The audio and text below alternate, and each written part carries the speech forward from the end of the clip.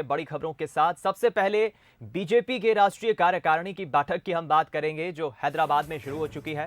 बता दें आपको, इसमें बीजेपी के तमाम बड़े दिग्गज नेता देश भर से पहुंचे हैं। मध्य प्रदेश से जहां सीएम शिवराज और केंद्रीय मंत्री ज्योतिरादित्य सिंधिया पहुंचे हैं, तो छत्तीसगढ़ से पूर्व सीएम रमन सिंह और नेता प्रतिपक्ष धर्मलाल कौशिक शामिल हुए हैं। बता दें, ये बैठक बीजेपी की राष्ट्रीय कार्यकारिणी की बैठक अगले 2 दिनों तक चलेगी। बैठक में 2023 में होने वाले विधानसभा चुनाव के साथ साथ 2024 में होने वाले लोकसभा चुनाव को लेकर रणनीति बनेगी। 18 साल बाद हैदराबाद में बीजेपी की यह राष्ट्रीय कार्यकारिणी की बैठक हो रही है और बीजेपी के देश भर से बड़े नेता इस बैठक में शामिल होने के लिए पहुंचे हैं।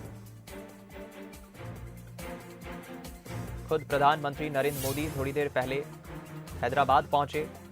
बीजेपी के राष्ट्रीय अध्यक्ष जेपी नड्डा, तमाम बीजेपी के बड़े नेता इस बैठक में मौजूद हैं।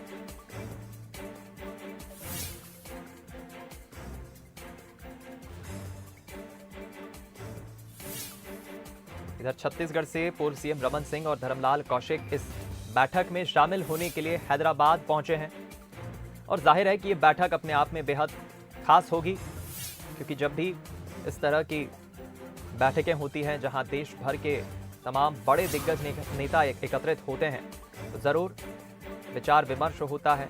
पार्टी को और मजबूत करने के लिए और अलग अलग रणनीतियों पर बातचीत करने के लिए चर्चा होती है। हम रुक करेंगे इस खबर पर ज्यादा बातचीत के लिए। स्टेट एडिटर छत्तीसगढ़ से आदित्य नामदेव जी हमारे साथ जुड़ गए। आदित्य जी, जाहिर है जब जब बीजेपी की राष्ट्रीय कार्यकारिणी की बैठक होती है, अमृत मंथन तो निकल कर आता ही है, विचार विमर्श भी होता है नेताओं के बीच। छत्तीसगढ़ से भी 2 बड़े नेता पहुंचे हैं, क्या अपडेट जानकारी?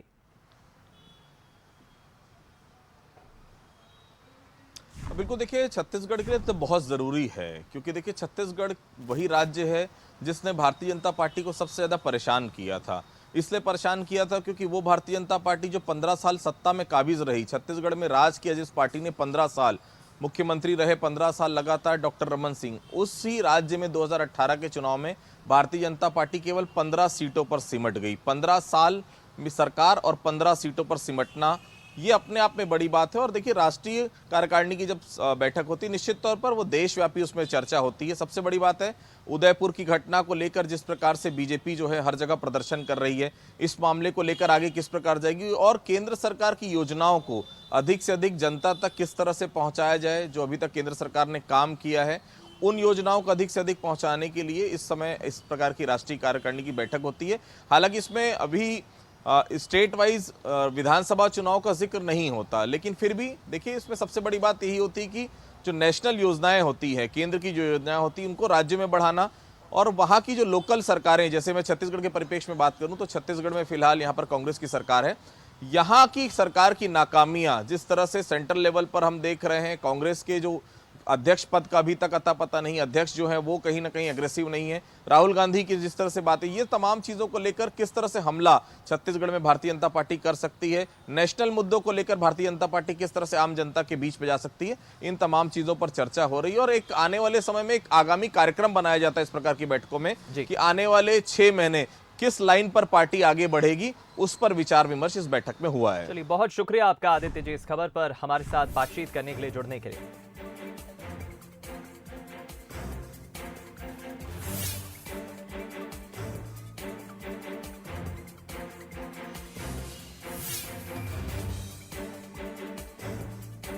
बधाई देते हुए राष्ट्रीय अध्यक्ष जी ने इस बात की ओर भी देश का ध्यान आकृष्ट किया कि राजनीतिक पटल पर